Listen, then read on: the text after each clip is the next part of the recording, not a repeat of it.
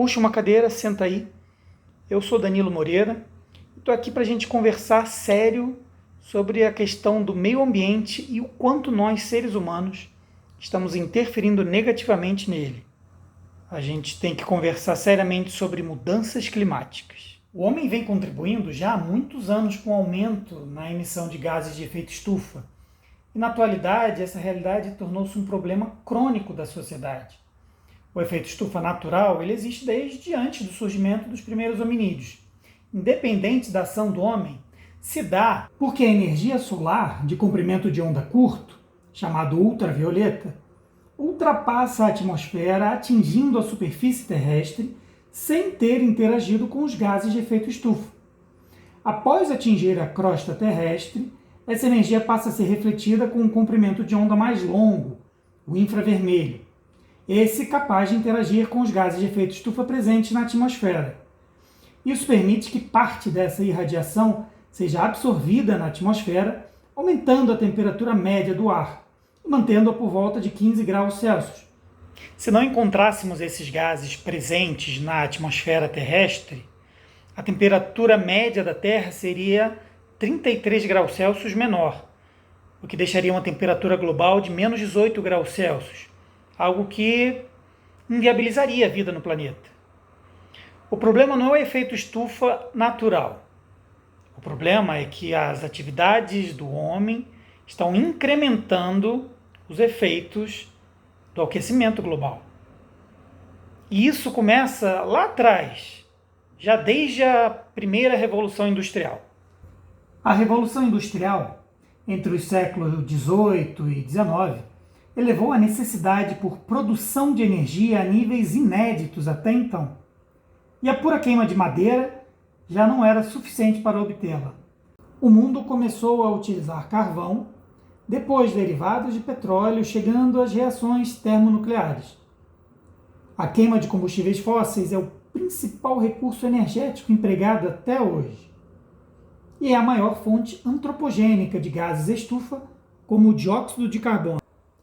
Com a produção fabril desenfreada, o aumento do número de veículos movidos a combustíveis fósseis em circulação e uma massiva ação do marketing da publicidade em favor do consumo compulsivo de produtos e serviços, não apenas o dióxido de carbono, mas outros diferentes gases passaram a aumentar sua contribuição para a intensificação do efeito estufa e, consequentemente, do aquecimento global, um problema sensível já para a imensa maioria dos seres humanos. E o aquecimento global vem afetando vários dos ecossistemas do planeta, além dos homens, e isso de maneira ininterrupta. Muitos sistemas naturais, sejam em terra ou nos oceanos, estão sendo afetados por mudanças climáticas, principalmente a elevação da temperatura, segundo os últimos relatórios do Intergovernmental Panel on Climate Change. E mesmo a saúde pública sofre com a poluição atmosférica, havendo número de mortes da ordem de 700 mil por ano, relacionados em sua maioria a processos que emitem gases de efeito estufa.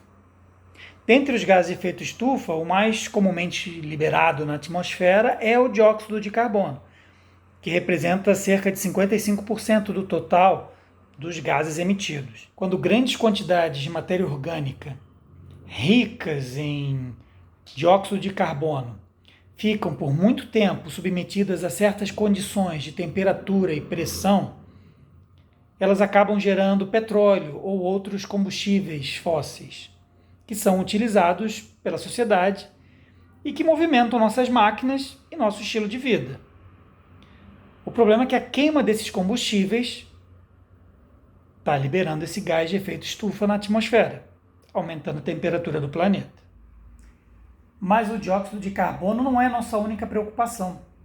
Uma molécula de gás metano, o CH4, na atmosfera, ela tem um potencial de efeito estufa pelo menos 21 vezes maior do que o de dióxido de carbono. E uma molécula de óxido nitroso, por exemplo, tem um potencial 310 vezes maior. Falando em metano, bastam pequenas áreas de ambiente anaeróbio para ocorrer sua emissão no solo. Países como o Brasil são muito vulneráveis à emissão de metano, uma vez que tem a matriz energética baseada em usinas hidrelétricas. A construção de represas é um fator que incrementa essa emissão, já que a decomposição anaeróbica de folhas, galhos, animais e outros resíduos oriundos da área natural tende a aumentar significativamente numa área inundada. Sendo produzido pela decomposição de matéria orgânica, sua emissão é também abundante em aterros sanitários e lixões. Mas uma das fontes de maior relevância de metano é a atividade da pecuária, onde este é obtido como subproduto da digestão da celulose, que alimenta animais ruminantes, gados bovinos e ovinos, além de outros animais. O óxido nitroso também tem um ciclo cuja compreensão, ainda que superficial, ajuda a entender o tamanho do problema. Nitrogênio é o elemento predominante da atmosfera, 78% dela é composta de nitrogênio. Mas ele não entra nos ciclos biológicos naturalmente, porque é não reagente, ou seja, os vegetais não o absorvem.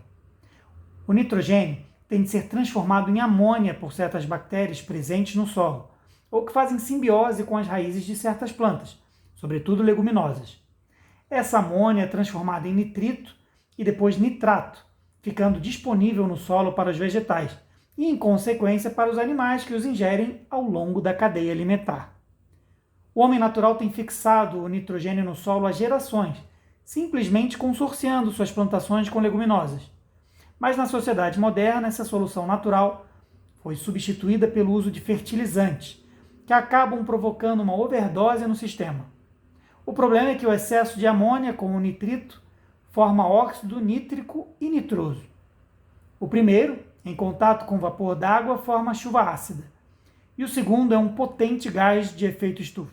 A concentração de dióxido de carbono, metano e óxido nitroso já vem aumentando muito no planeta, desde os anos 1700. E não só desses gases, outros também, que nós humanos acabamos liberando na atmosfera, inadvertidamente, como se não fôssemos pagar preço nenhum por isso no futuro.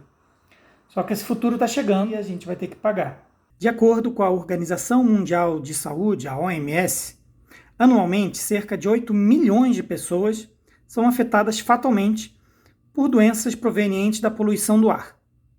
Vários são os casos registrados de mortes e doenças ocasionadas pela péssima qualidade do ar, resultantes principalmente da ação do homem, e que se intensifica gradativamente com o acelerado processo de urbanização e industrialização.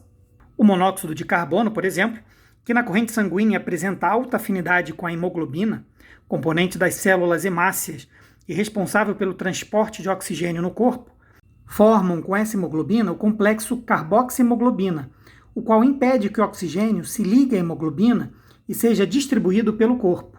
Níveis elevados de carboxihemoglobina podem ocasionar diminuição da percepção e acuidade visual, tontura, náuseas, infartos do miocárdio, dores de cabeça e, em elevadas concentrações, pode causar, inclusive, a morte por asfixia. Não bastassem os problemas de saúde, vários países e regiões do planeta já têm registrado as maiores temperaturas de sua história. Nada mais previsível, uma vez que a energia acumulada na troposfera, por causa desses poluentes emitidos pela ação humana, equivale à energia da explosão de 600 mil bombas atômicas de primeira geração. Isso por dia. Não podia ser diferente, uma vez que lançamos na atmosfera, a cada 24 horas, cerca de 162 milhões de toneladas de poluentes atmosféricos, todos eles capazes de contribuir com a elevação da temperatura. Cidades como Portland, no Oregon, e Seattle, no estado de Washington, apresentaram 46,7 e 42,2 graus Celsius, respectivamente. Temperaturas muito acima do normal para estados tão ao norte. No Canadá, ondas de calor também se mostraram alarmantes, considerando a proximidade desse país com o Polo Norte. Em Lytton, a temperatura chegou aos 46,6 graus Celsius. A Europa teve o verão mais quente de sua história em 2021.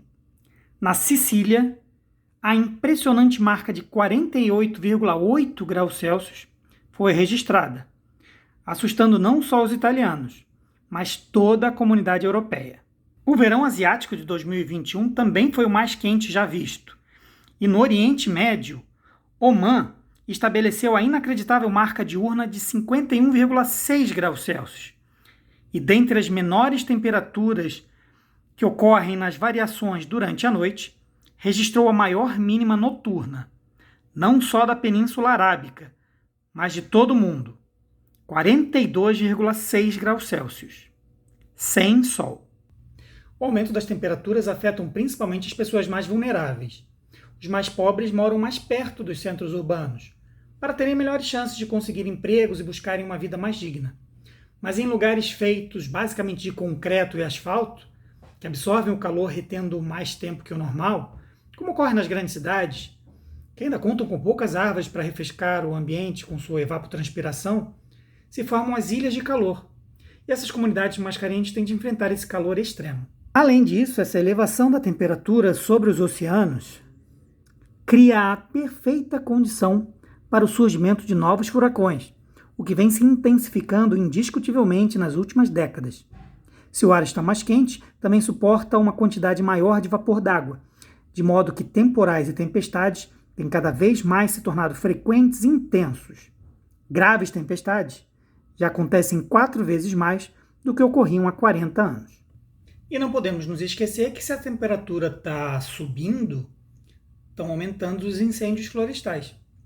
Se os incêndios florestais estão aumentando, essas árvores não estão capturando as moléculas poluidoras, provocadoras de efeito estufa que poderiam estar capturando. Sem contar que os vegetais, por capturarem essas moléculas, eles aprisionam elas na sua biomassa.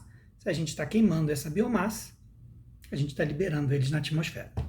Há que se lembrar que o custo global com extremos desastres climáticos chegaram a 2,5 trilhões de dólares na última década, com previsão de aumentarem em mais 1 trilhão pelos próximos 10 anos.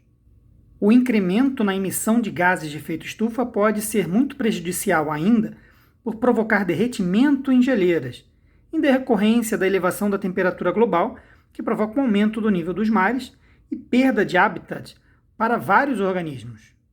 A imagem dos ursos polares rodeados por mar, flutuando em uma minúscula placa de gelo, é um triste retrato de como estamos navegando num oceano de possibilidades, completamente à deriva. Quanto ao aumento do nível dos mares, muitas cidades podem sofrer graves inundações por conta disso. Podemos chegar ao extremo de ver num futuro próximo pessoas migrando porque suas regiões simplesmente se tornaram inviáveis para morar. Não bastasse o grande problema do intenso fluxo migratório que já se observa hoje por conta de guerras e fome, podemos ter de lidar com uma situação ainda pior em alguns anos: os refugiados ambientais. A preocupação da questão do efeito estufa e aumento das temperaturas globais tem, portanto, a importância capital e nós não podemos deixar essa discussão de lado. A questão é: existem opções? Existe algo que podemos fazer? Existem medidas mitigadoras que podem ser adotadas? Existem sim, e podem ser bem mais simples do que você imagina. Você já pensou, por exemplo, em mudar seus hábitos alimentares e deixar de comer carne? E qual é a grande vantagem de você migrar da proteína de origem animal para a proteína de origem vegetal? Os animais, principalmente os bovinos, eles eliminam muito gás metano na sua digestão. Sem contar que as áreas de pastagem para esse tipo de gado são imensas e exigem que os seus criadores derrubem muitas árvores, muitas vezes de forma ilegal, inclusive. Então é um problema duplo, né? Você está criando um animal que está jogando gás metano na atmosfera, você ainda está derrubando árvores que captam gás carbônico e o fixam na sua biomassa, e ainda está queimando essa biomassa e liberando ainda mais gás de efeito estufa no ambiente. A revista Science recentemente publicou um artigo em que ela comprova que os bovinos e depois deles os ovinos, são os animais que mais emitem gases de efeito estufa.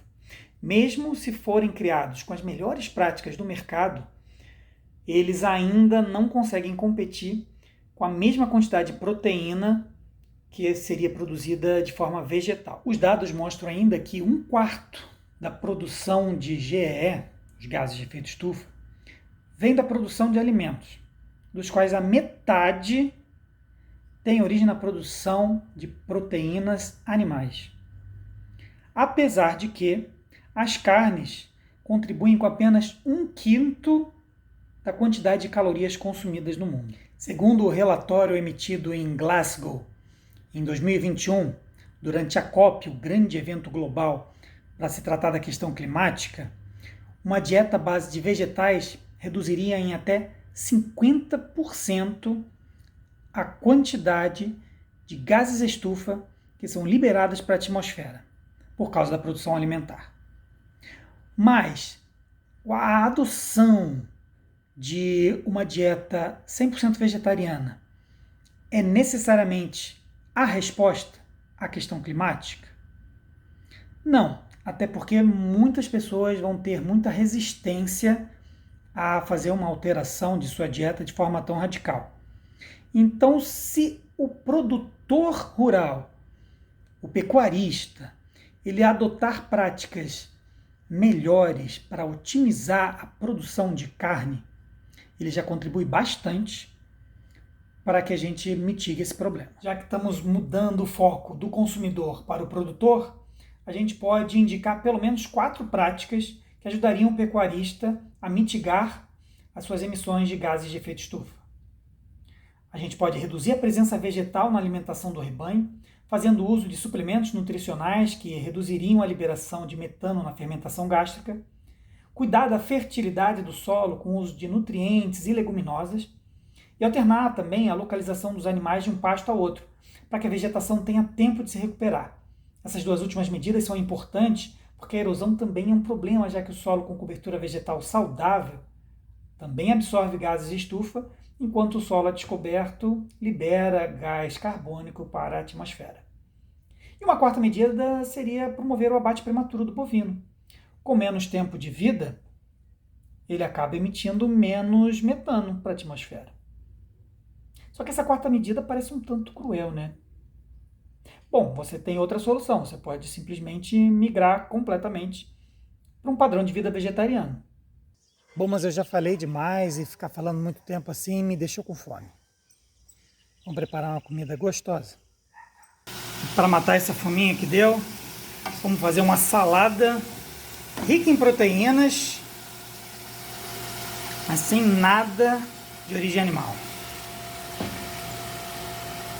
Vou refogar aqui esse espinafre, enquanto eu escorro o grão de bico que eu já cozinhei. Depois eu vou cortar 2 pimentões amarelos, só para dar uma cor, né, uma vida a esse prato. Vocês vão ver que bonito e saboroso que fica. Viu? Tá pronto. Rapidíssimo de fazer. Eu disse que era bastante prático e bastante bonito. Olha que saladona linda. Vamos ver agora se tá bom? Sim. Eu já ver, tá bom. Você quer ver se tá bom? E aí, gostoso? Tá bom. O papai vai terminar de gravar agora, depois a gente vai pintar um pouquinho mais, tá? Tá. Então tá. Tá vendo? Até a criança gosta. É um prato saboroso, vegetariano, riquíssimo em proteínas e muito colorido, né? Tem amarelo, tem vermelho, tem verde.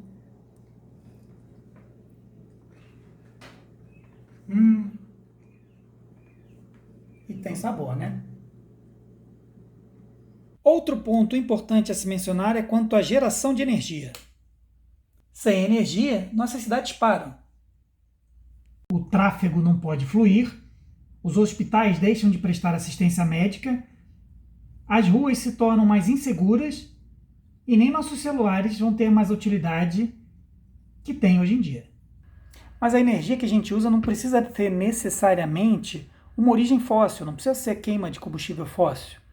A gente já tem tecnologias bem consolidadas para a produção de energia 100% limpa, como a que vem do vento, a energia eólica, a que vem das águas, energia hidrelétrica, a que vem do sol, energia solar. Num país como o Brasil, com uma quantidade incrível de raios solares que batem diretamente no nosso solo, chega a ser inacreditável a gente não fazer um uso amplo e restrito dessa modalidade de geração energética. Se nos concentrarmos na questão automotiva, temos o seguinte cenário: veículos automotores constituem mundialmente a principal fonte de poluição do ar. Mas é claro que se pode movê-los com combustível menos poluente. Carros elétricos já vêm sendo desenvolvidos e muitos deles já rodam em rodovias pelo mundo. Uma nova e promissora tecnologia são os carros movidos a células de hidrogênio. Em contato com oxigênio, esse hidrogênio ele vai gerar energia elétrica, calor e água. O calor e a água vão sair pelo escapamento na forma de vapor d'água, de modo que você não solta fumaça na atmosfera. E a energia elétrica gerada vai para uma bateria que vai fazer seu carro rodar. No fundo, o que a gente não pode fazer é abrir mão de fazer a nossa parte. Abrir mão de reconhecer que temos alguma responsabilidade nisso tudo. A sua casa pode ser alimentada por energia solar, energia eólica, qualquer fonte limpa de energia. O seu carro também. Os seus meios de se alimentar podem se tornar menos poluentes, menos daninhos para todo o planeta. Assuma a sua responsabilidade e faça a sua parte. Uma coisa que você deve fazer é ajudar na geração de crianças mais conscientes. Inclua elas em projetos ambientais. Educação ambiental é importantíssimo. Como você acha que eu fiz os desenhos e pintei os desenhos que eu usei para ilustrar esse vídeo? Além do mais, eu acho que conhecimento é fundamental. Então, como eu acredito que tenha bastante conhecimento, bastante informação aqui nesse vídeo, eu gostaria de convidar você a vê-lo de novo, algumas vezes até, se fosse preciso, para ver se você fixa essas informações. Para tornar esse trabalho mais prazeroso, eu escondi alguns easter eggs ao longo do trabalho, com imagens de filmes clássicos do cinema. Então, volta para assistir, absorve esses conhecimentos, enquanto isso tenta descobrir quais são os filmes que estão escondidos aí no trabalho. Espero que esse vídeo tenha aberto seus horizontes, feito você enxergar a realidade e o quanto nós temos que nos engajar nessa luta, e que você faça a sua parte.